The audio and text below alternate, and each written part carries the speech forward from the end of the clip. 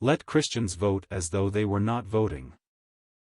Voting is like marrying and crying and laughing and buying. We should do it, but only as if we were not doing it.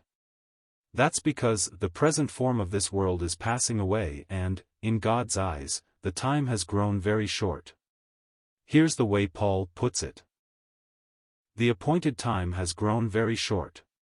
From now on, let those who have wives live as though they had none, and those who mourn as though they were not mourning, and those who rejoice as though they were not rejoicing, and those who buy as though they had no goods, and those who deal with the world as though they had no dealings with it.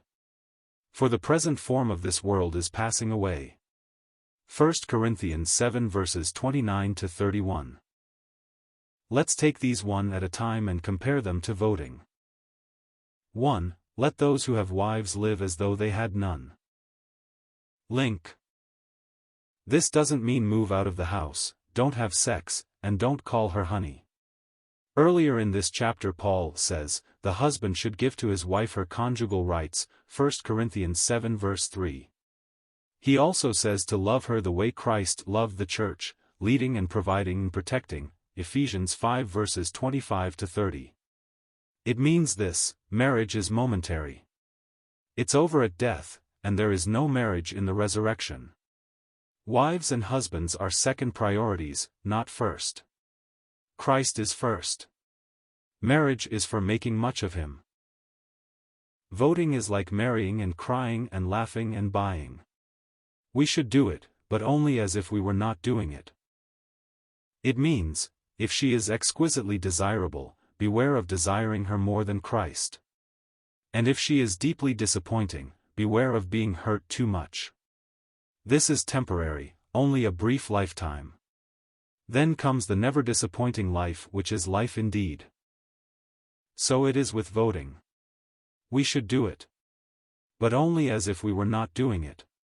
Its outcomes do not give us the greatest joy when they go our way, and they do not demoralize us when they don't. Political life is for making much of Christ whether the world falls apart or holds together. 2. Let those who mourn, do so, as though they were not mourning. Link. Christians mourn with real, deep, painful mourning, especially over losses, loss of those we love, loss of health, loss of a dream. These losses hurt. We cry when we are hurt. But we cry as though not crying. We mourn knowing we have not lost something so valuable we cannot rejoice in our mourning.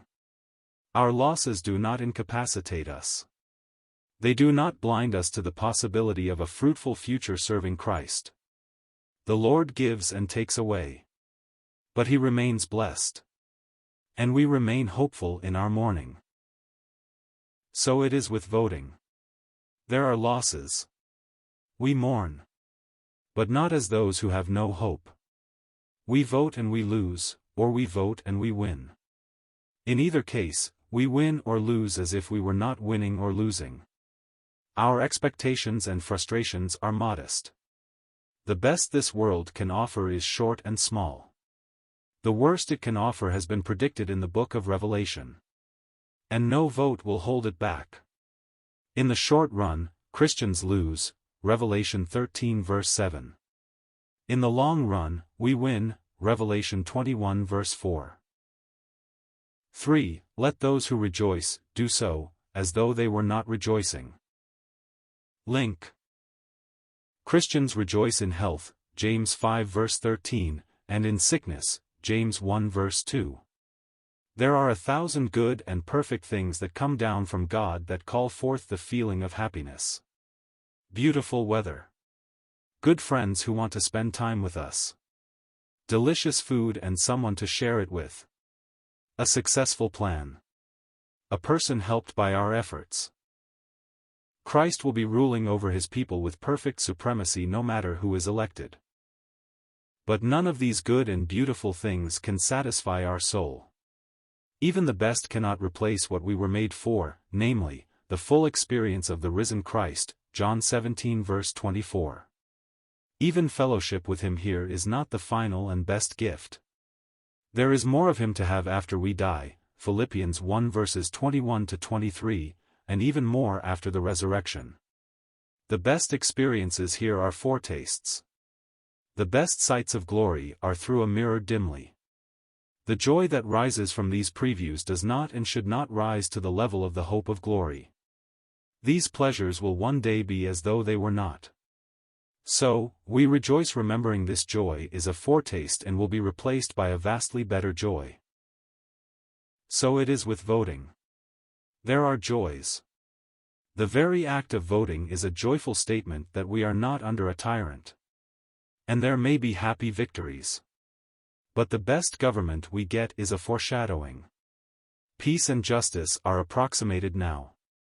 They will be perfect when Christ comes. So our joy is modest. Our triumphs are short-lived, and shot through with imperfection. So we vote as though not voting. 4. Let those who buy, do so, as though they had no goods. Link. Let Christians keep on buying while this age lasts. Christianity is not withdrawal from business.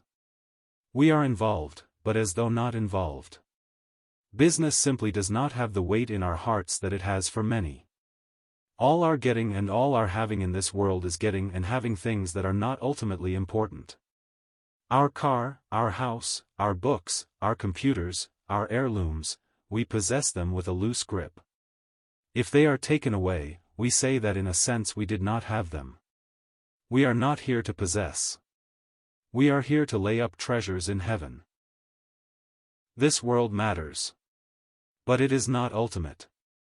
It is the stage for living in such a way to show that this world is not our God, but that Christ is our God. It is the stage for using the world to show that Christ is more precious than the world. So it is with voting. We do not withdraw. We are involved, but as if not involved. Politics does not have ultimate weight for us. It is one more stage for acting out the truth that Christ, and not politics, is supreme. 5. Let those who deal with the world, do so, as though they had no dealings with it. Link. Christians should deal with the world. This world is here to be used. Dealt with. There is no avoiding it. Not to deal with it is to deal with it that way. Not to weed your garden is to cultivate a weedy garden. Not to wear a coat in Minnesota is to freeze, to deal with the cold that way. Not to stop when the light is red is to spend your money on fines or hospital bills and deal with the world that way. We must deal with the world. Elections do not give us the greatest joy when they go our way, and they do not demoralize us when they don't. But as we deal with it, we don't give it our fullest attention. We don't ascribe to the world the greatest status. There are unseen things that are vastly more precious than the world. We use the world without offering it our whole soul. We may work with all our might when dealing with the world, but the full passions of our heart will be attached to something higher, Godward purposes. We use the world, but not as an end in itself. It is a means. We deal with the world in order to make much of Christ. So it is with voting. We deal with the system. We deal with the news. We deal with the candidates. We deal with the issues. But we deal with it all as if not dealing with it. It does not have our fullest attention. It is not the great thing in our lives. Christ is. And Christ will be ruling over his people with perfect supremacy no matter who is elected and no matter what government stands or falls. So, we vote as though not voting. By all means vote. But remember, the world is passing away along with its desires, but whoever does the will of God abides forever, 1 John 2 verse 17.